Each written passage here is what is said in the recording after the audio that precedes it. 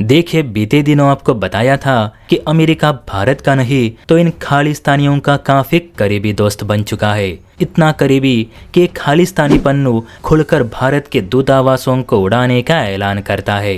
New York शहर में जो भारत के राजदूत है उन्हें मारने की धमकी देता है। खुलेआम भारत के तिरंगे का अपमान करके प्रोटेस्ट भी कराता है और इसके बावजूद यूएस गवर्नमेंट एक शब्द नहीं बोलती, किसी गुंगे की तरह बस तमाशा देख रही है, ठीक कनाडा की तरह। लेकिन इसी अमेरिका को भारत ने भी ऐसा झटका दिया कि एक खालिस्तानी प्रेम बाइडेन के भी गले की हड्डी बन जाए, क्योंकि दूसरी बार भारत ने यूएस से कोई डील रद्द की है।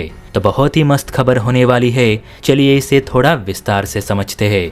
देखिए, आपको याद होगा बीते दिनों मैंने आपसे मार्क 82 सीरीज के शेल्स के बारे में कहा था, वही एक्सकैलिबर शेल्स जो भारतीय सेना अमेरिका से खरीदना चाहती थी। लेकिन अमेरिकी हरकतों को देख भारत सरकार ने वो 1,500 शेल्स का कॉन्ट्रैक्ट डीआरडीओ को दे डाला।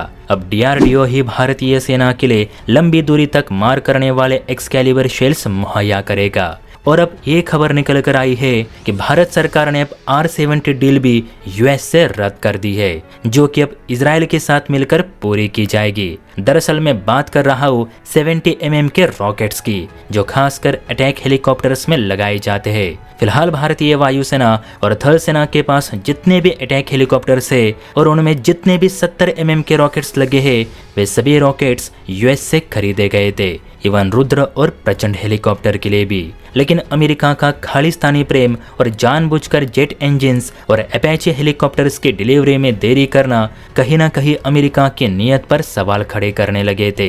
इसीलिए जो रॉकेट्स हम यूएस की थेल्स कंपनी से खरीदने वाले थे, वो अब भारत डायनामिक्स देश में ही बनाएगी। लेटेस्ट मीडिया रिपोर्ट्स के मुताबिक भारतीय सेना के सभी हमलावर चॉपर्स के लिए अब भारत डायनामिक्स 70 mm के हाई एक्सप्लोसिव रॉकेट्स बनाएगी। कहते हैं इन रॉकेट्स को बनाने के लिए इजरायली एरोस्पेस इंडस्ट्री की भी मदद ली जाएगी, क्योंकि इजराइल के पास छोटे हाई एक्सप्लोसिव रॉकेट्स बनाने का काफी तजुर्बा है, जो कि हम आयरन डोम के रूप में देख भी चुके हैं। वैसे भी इजराइल भारत को हेलीकॉप्टर्स के लिए एवियोनिक्स देता ही है, अब रॉकेट बनाने में भी मदद करेगा।